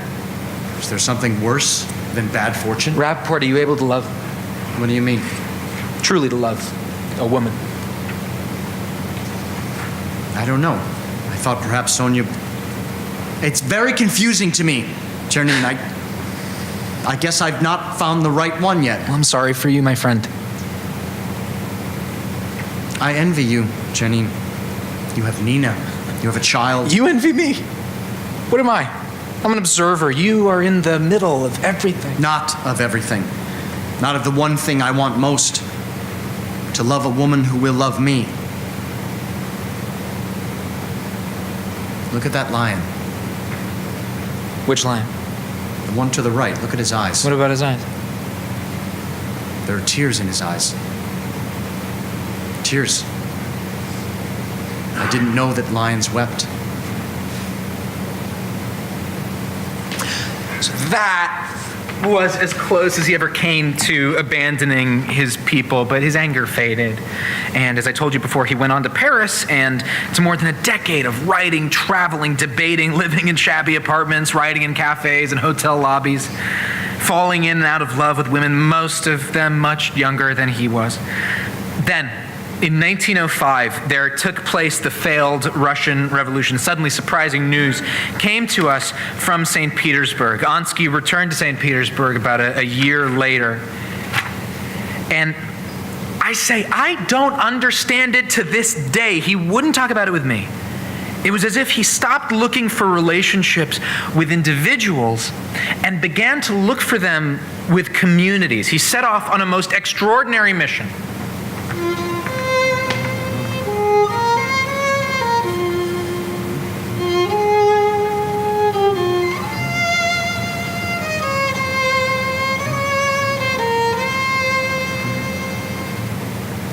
Depths I call you, O Lord, listen to my cry.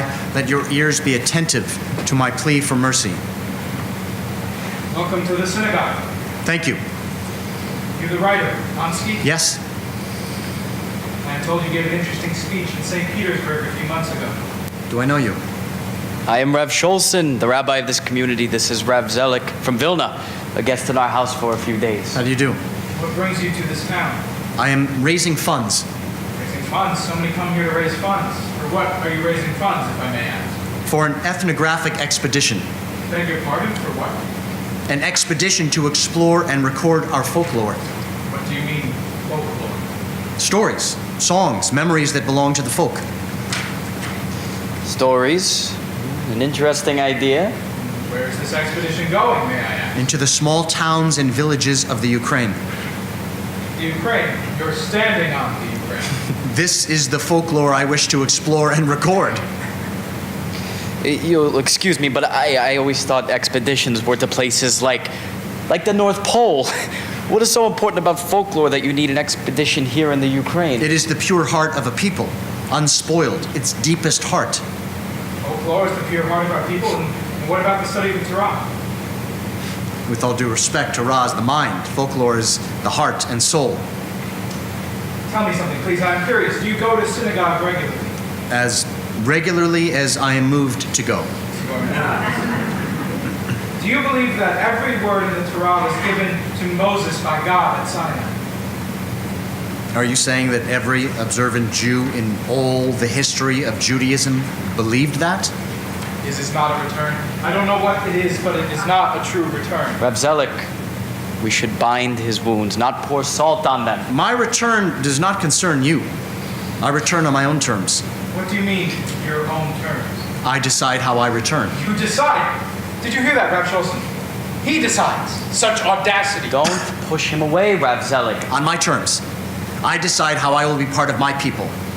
Once, I thought that only by obeying and believing everything, every law, every superstition, only by doing that could I remain inside my people. And I left.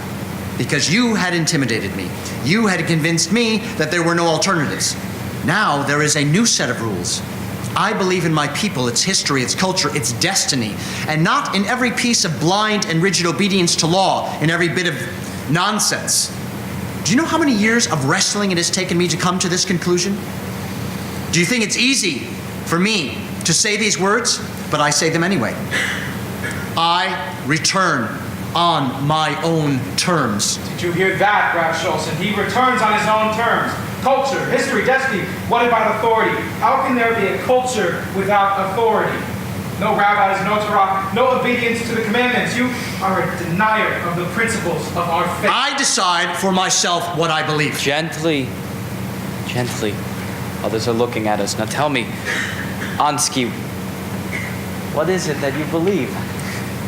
I believe in responsibility to one's culture. I believe we should respect all the expressions of the culture, all the people, the religious, the secular, the intellectual, the factory worker, the shoemaker. I wish to bring the people together. Why is it necessary, this divisiveness? Does it make us stronger, wiser, kinder, healthier? Why not reconciliation? Are we that weak? Are we that frightened? Is there no room among us for all sorts of ideas? What is it you wish to do? I wish to labor on behalf of my people. And candidly, I wish to raise funds for my ethnographic expedition. Ansky, you say that folklore reveals the heart of the people. What do you know of the heart of your people? Torah is the heart of our people. Without Torah, there is no people. I studied Torah in Vitebsk. Ah, you're from Vitebsk. You studied Torah in Vitebsk, then take Vitebsk with you along on your expedition. It will help you on your journey back into the heart of your people. Shlomo's uncle Rappaport was now caught up in a new cause, ethnography, the systematic recording of human cultures. He wrote to me from St. Petersburg. After much effort, I succeeded in interesting a few wealthy people in Jewish folklore. Baron Ginsburg of Kiev has contributed 10,000 rubles. It's terrible how much effort is required to obtain each ruble. Delivering lectures, making visits, speaking to individuals. I've decided to start the expedition at the beginning of the spring. I will have with me 2 men, a photographer, journalist to make a visual record of what we find, and a musician to write down the songs. Will you be able to join us? Your journalistic talents will be invaluable. What an astonishment, as a 49-year-old man, his health broken by his years in the coal mines, and now ethnography.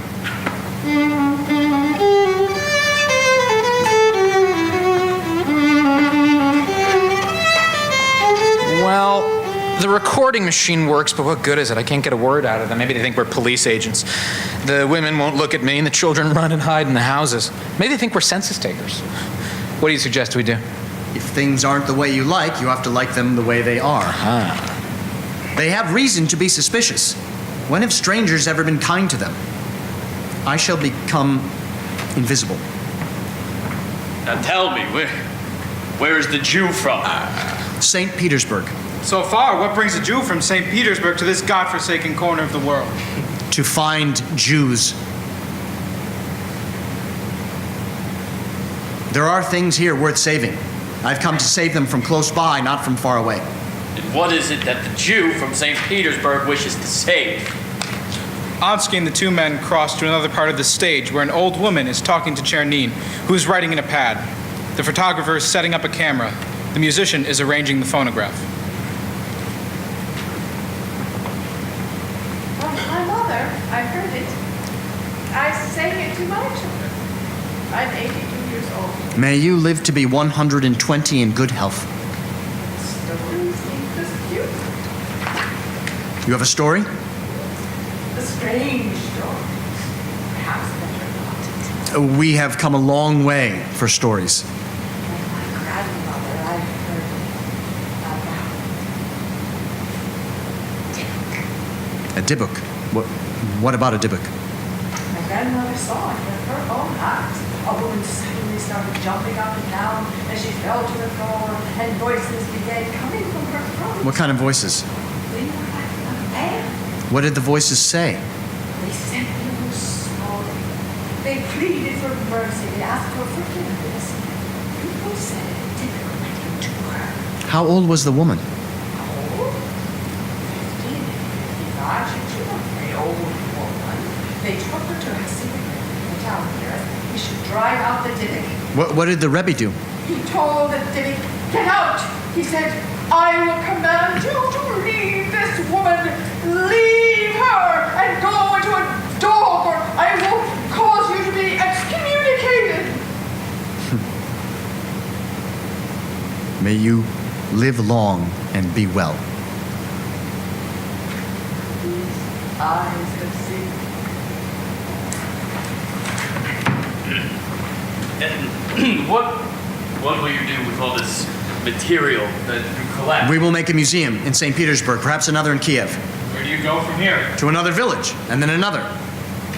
Tsar's police leave you alone. We have permits and passports for the work that we do. What do the Tsar's police care about a Jew's permits and passports? We also have lots of tea and rubles.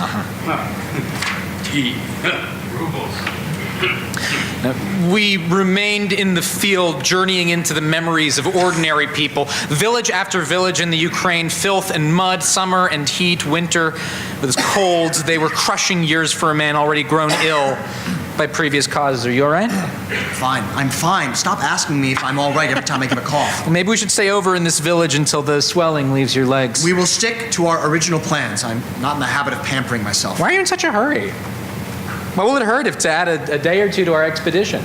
A day here, a day there. You think we have endless time? I'm thinking about your health. I'm thinking we have very little time. Oh, I don't think there'll be a war. Political leaders are not insane. Political leaders do not need to be insane in order to lead their nations into war. They only need to be stupid. Stupidity there is plenty of. What's the name of the daughter of the family whom we are staying? Oh, you mean the girl with the lovely dark eyes? Leah, I think. Leah. Have you noticed the look on her face when the yeshiva boy comes into the dining room? You mean the boy with the dreamy blue eyes and the long curly earlocks? Yes, that one. Whenever I talk with her, she answers not one word to my 10, but when the yeshiva boy enters, she becomes a different person. Have you noticed? How her eyes begin to sparkle like stars, how her whole face begins to glow.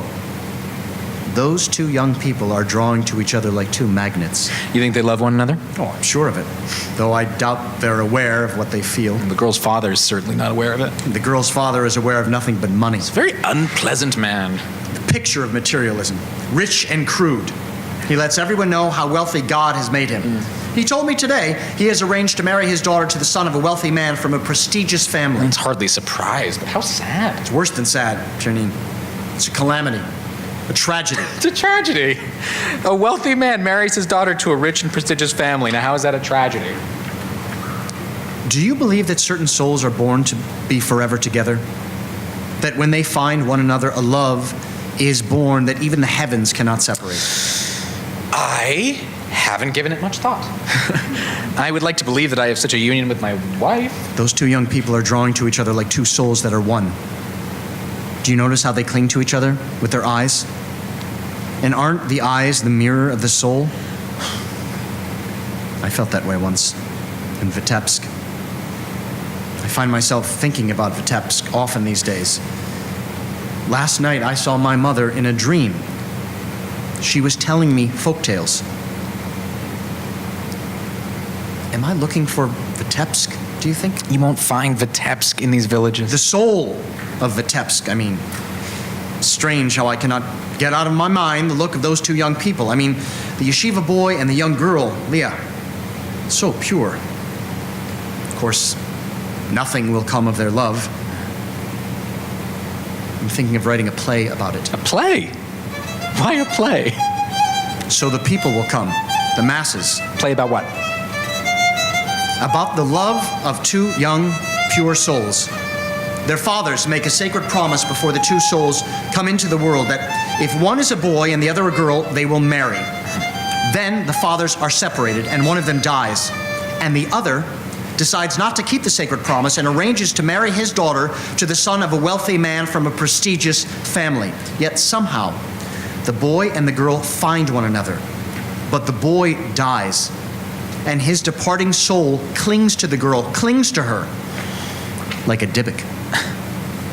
It will take place in a small town. It's not clear. It's not at all clear in my mind yet. So you are thinking of writing a play about a Dybbuk? About pure love transcending all differences. And about a Dybbuk, yes. We don't have enough being heaped on our heads. Shylocks, blood libels, host desecrators, Christ killers. Now we need Dybbuks. Calm yourself, Janine, please. It's only a thought. I haven't written a word of it yet, and probably won't. Calm yourself, please. Your reaction disturbs me. Dybbuk. World might be on the verge of catastrophe. You're thinking about a Dybbuk. You mentioned blood libels. I've decided to accept Tikhonov's offer to cover the Bayless trial. Bayless trial? Don't you have enough to do? A blood libel in Russia, and you expect me not to be at the trial? Rappaport, you are killing yourself. I will only be gone for only 2 weeks. Why is it no one has asked me to cover the trial? I'm a journalist, after all. All right, well, maybe I'll go home to Nina and the children for a while. I must see it and hear it with my own eyes. A Jew accused of killing a Christian boy for his blood. Who would believe such an accusation is possible in the 20th century? Shlomo Zavel Rappaport, haven't you heard? Russia's not yet in the 20th century. Okay, so the Bayless trial. A 12-year-old boy is found dead in a cave outside Kiev. The monarchist press immediately accuses the Jews of using human blood for ritual purposes. A Jewish handyman named Mendel Bayless is charged with kidnapping and murdering the boy. The trial is held in Kiev. Ansky wrote to me from Kiev in October 1913. From 10 in the morning until 12 at night, I sit watching the Bayless ritual murder trial. The poor man's life is in the hands of a jury of simple peasants. I sit in this hell, my heart aching. I've never experienced such a nightmare, never believed that such lies could prevail. During the short rest periods, I write down my impressions, which I send out to the 28 provincial newspapers. How can man be so inhuman to his fellow man? Is there no limit to the ways our enemies degrade us? A few days later, he wrote to Sonia Nikolaevna in Switzerland. She had a copy of the letter made and mailed to me on the day she learned of his death. The Ethnographic Expedition is developing into a study of Jewish life on a national scale. So many impressions, like climbing a mountain from which one can see a large area, the people, the nation. So far, we have collected about 1,000 tales and legends, written down about 1,000 songs and tunes, taken about 1,000 photographs, and have collected 400 objects for the museum. The joy that I feel at my work is indescribable. How deeply I love my people, its dreams, hopes, ideals, and self-sacrifice. Some people now accuse me of becoming narrow in my views, but I do not abandon something universal to return to something small and insignificant. Our people lives only by virtue of recognizing its center, by pride in its culture. Without that, our people would have vanished a long time ago. My return is not an act of futility, nor is it an act of heroism. It is a return to the heritage of my fathers, a participation in an extraordinary treasure, one in which I now find myself with pride and joy. All who give of themselves to others help to bring closer the heaven that we dream of making for ourselves on this earth. One additional matter, I have written a drama in 3 acts, and I'm calling it the Dybbuk. It is about pure love and bonds that even heaven cannot break, and the spirit of a dead young man that clings relentlessly to the young woman he loves. It contains music and folklore gathered in the course of the expedition. I wrote it in Russian and showed it to Stanislavski, who likes it very much and wishes to produce it. He urges me to translate it into Yiddish and to offer it also to the Vilna Troupe. For the time being, I'm keeping all of this a secret from Cherny. He advised me not to write on this topic. My dear Sonia Nikolaevna, how good it is that we have remained friends and that I can write to you in this way. An abundance of light and love to you and to your husband and children.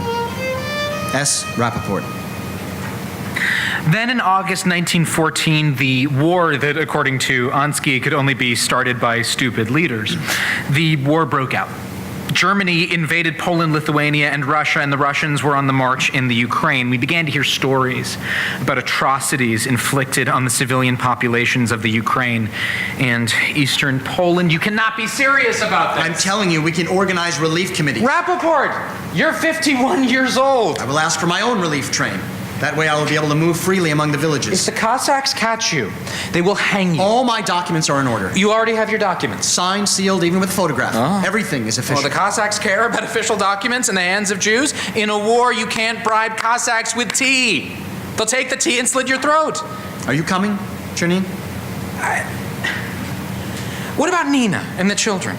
What about your people? Someone has to see to the details of ending our work. All right, you do it. Rappaport, war is not an ethnographic expedition. You will get yourself killed. Listen to me, Chernin. It is not in my nature to think about a problem again and again, to weigh the odds, to speculate. Should I go? Should I not go? Will this happen? Will that happen? Will I be cold at night? Will it rain? Will there be Cossacks? The Baal Shem Tov saw a problem. He acted. Trumpeldor saw a problem. He went to Palestine. He acted.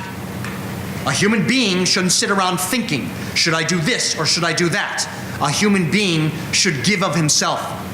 People who give of themselves, I don't care who those people are, as long as they are not evil, they are the people I treasure. Now is not the time for collecting folklore. Innocent people are dying in a stupid war. The work of the ethnographic expedition is over. A new kind of work must now be done. Are you coming with me, Chernin, or not?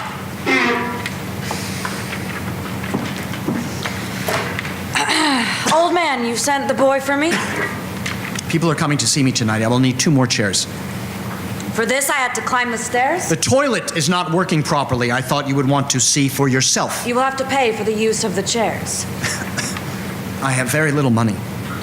My husband always tells me what his grandmother used to say, for nothing, you get nothing. And I will need more wood for the stove. I will send the boy with some more wood. You burn too much, old man. And perhaps some bread and tea. For that I will pay, of course. I will send the boy. How can you make such a mess with the nothing that you own? I just remembered that the wood cannot be delivered to us until later this afternoon. Also, my husband wishes me to remind you that Poland is at war with the Bolsheviks and all citizens are expected to economize on everything, including wood.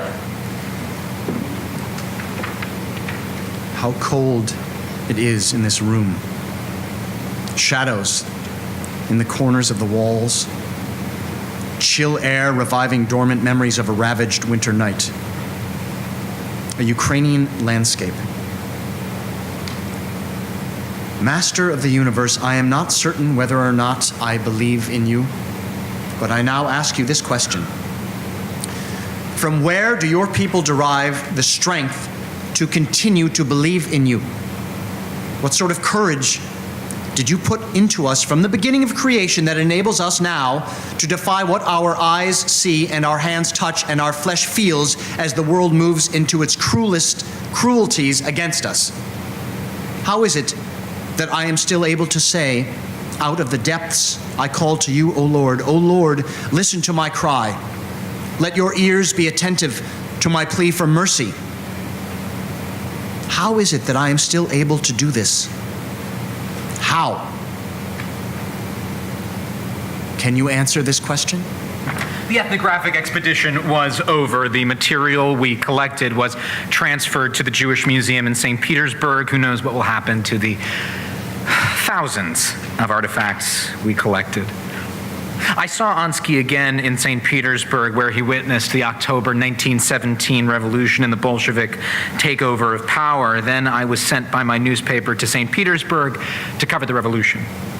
And Ansky went to Moscow, where Stanislavski was rehearsing the Dybbuk, as if everything was normal in the world. Ansky once told me that there were times he wasn't sure which was more unreal, the world outside the theater or the world inside the theater.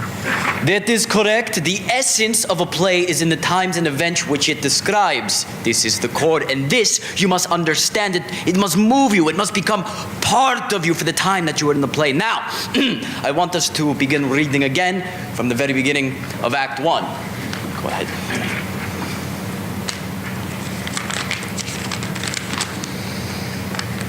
All right, let's stop for 10 minutes. Please clear the stage.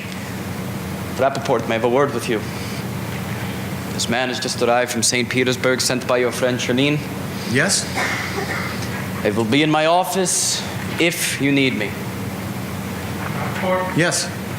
An order has been issued for your arrest. What? Yesterday night it was issued. You're accused of being a counter-revolutionary. Who issued it? It was issued by Lenin himself. Janine says you are to go to Vilna. To Vilna? How am I to get to Vilna? Necessary arrangements have been made. You will need to wear this. He holds up the garment he is carrying. It is the robe of a Russian Orthodox priest. A priest? We'll put it on later. First, we'll go to your room. Take with you only what you must have for the journey. But I cannot leave the play. We've barely begun. No, Rappaport, we are both in danger. We must leave now. Ansky fled to Vilna disguised as a priest. Of course, Stanislavski had to abandon the Dybbuk. He was not going to put on a play written by a counter-revolutionary. Do any of you know what Ansky went through in Vilna trying to get the play staged and the heartache that he endured here in Warsaw? Are you worried the play does not present the Jews in a favorable light? Well, it does not exactly portray them as members of the enlightened world. It does not, in Gorky and Chekhov, there is a quiet nobility to the characters. In the Dybbuk, there is no dignity. There is only darkness and superstition. But I see it as a play that attacks materialism, that deals with the power of true love, with the promises we make to each other and then break, and the promises we make to heaven and cannot break even if we try. It is about trying to live in this world, stumbling, making terrible mistakes, not knowing what forces we unleash with our actions, guessing our way through the day. Why must the Jew always be depicted as a noble creature? We all live with guesses. We all cling to dreams. We all are possessed by ghosts, by memories, by Dybbuks. Without our ghosts and memories that cling to us, what are we? We are nothing. Will nothing, I say, persuade you to put on my play? The lights now come up on two actors and Ansky seated on chairs in Ansky's Warsaw room. Stanislavski is in Moscow. We are in Warsaw. I just wanted to know how Stanislavski suggested reading the line. There are things here I don't understand. It would help to know how Stanislavski suggested reading the line. It's not vital. You read it well. But I'm not sure I understand it. I cannot explain the line any better than I have. Perhaps you can explain the scene. Yes, I can try. We are approaching the excommunication scene. That the spirit of the dead yeshiva boy has entered the body of the living girl who was promised to him and whom he loves. The spirit, the Dybbuk, is ordered by the great Hasidic Rebbe to reveal his identity.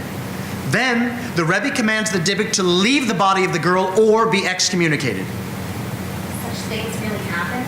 Well, people certainly believed that they happened. I have recorded their words. Where should we start? With the words, Dybbuk, I command you to tell us who you are. Dybbuk, I command you to tell us who you are. Rebbe of Marapale, you know who I am. As for the others, I don't want them to know my name. I'm not asking for your name. I ask, who are you? I am one of those who sought new paths. Only he who has wandered from the straight path seeks out new ones. That path is too narrow. That was spoken by one who is not returned. Why did you enter the body of this maiden? I am her destined bridegroom. Good. Now go down to, there is heaven and there is earth. And you must convey the feeling of being between those worlds, between heaven and earth. There is heaven and there is earth. And there are numberless worlds in the universe, but in not one of them can I find a resting place. Yes. It's getting very late, and I'm a little tired.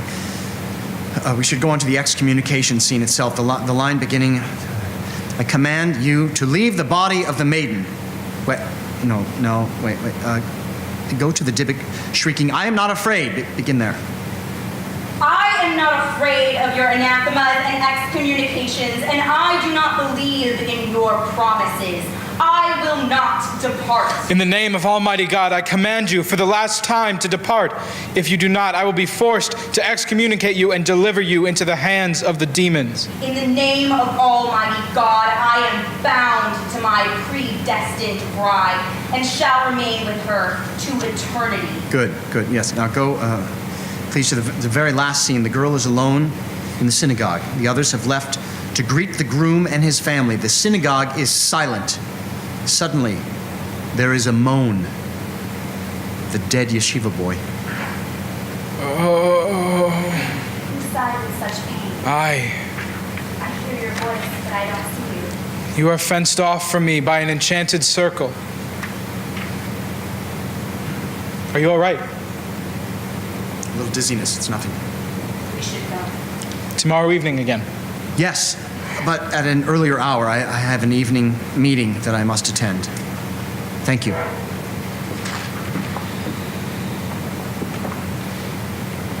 Old man, you should ask your friends not to make so much noise when they're here. My apologies. I will certainly tell them. I don't like theater people in my boarding house. We were simply reading lines and discussing ideas. Is it possible to send the boy for some bread and tea? No, the boy's asleep. Oh, I'll get it. Thank you. So cold in this room. Warsaw is cold as St. Petersburg. So bitter cold. Here's your bread and tea. She places the tray on the table. Hello? She sees Ansky on the cot. Better let him sleep. It's so cold in here. It's cold everywhere. She looks around, notices the prayer shawl on the table, half out of its sack, brings it over to the sleeping Ansky, and spreads it over the clothes that cover him. She leaves. The lights pool upon Ansky and slowly fade. The next morning, the boy came in with some wood and found Ansky dead. I don't know what else I can tell you about Ansky. He made a promise to himself to do something worthwhile with his life. But his own people drove him out. In the coal mines, he lost his health.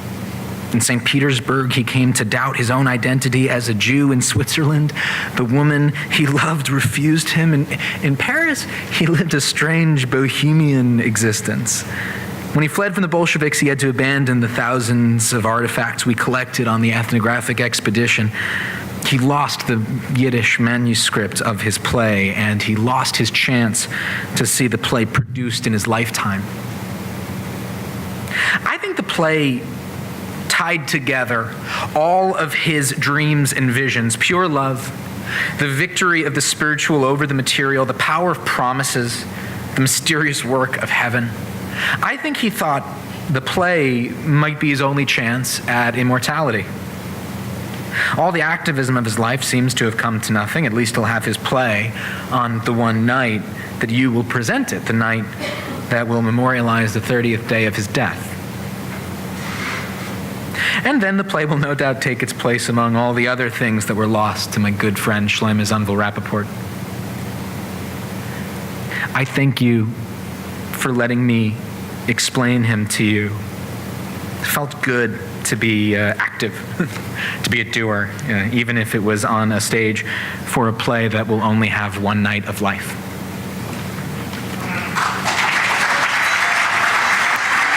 The lights come up. The lights come up on the final scene of the Dybbuk. Leah is alone in a pool of light in the shadow-filled synagogue. Whose side is such pain? I hear your voice, but I don't see you. You are fenced off from me by an enchanted circle. Your voice sounds as sweet to me as the cry of a violin on a silent night. Tell me, who are you? I have forgotten. It is only through your thoughts I can remember who I am. I remember now. My heart yearned toward a radiant star. On silent nights I shed many sweet tears, and there was a figure, always in my dreams. Was that you? Yes. I remember. Your hair was soft and gleaming, your eyes gentle and melancholy. Awake or asleep, I thought only of you. But you went away. I lived in darkness. And then you returned. Why did you forsake me again? I destroyed all barriers and rose above death. I defied the laws of the ages and the generations. I struggled with the powerful, the mighty, and the merciless. And when the last spark of my strength was spent, I left your body to return to your soul. Come back to me, my bridegroom, my husband. I will bear you in death in my heart, and in our dreams at night we will both rock our unborn little babes to sleep. We will sew little shirts for them to wear and sing them lullabies. Hush, hush, little ones, without cradle, without clothes, dead you are, and still unborn. Timeless, forever lost. They are coming to take me to the wedding canopy with a stranger. Come to me, my bridegroom. Come to me. I have left your body and will come to your soul. The barriers of the circle are broken. I see you now, my bridegroom. Come to me. Come to me. I'm coming. I am coming. Bring the bride to the canopy. There is a great light glowing about me. I am bound to you forever, my predestined. Together, we will soar higher and higher and higher. It's too late. Blessed be the true judge. Wherefore? Oh, wherefore has the soul fallen from exalted heights to profoundest depths? Within itself the fall contains the ascension. A long pause. All are silent and still. A tableau. The lights slowly fade to black. The curtain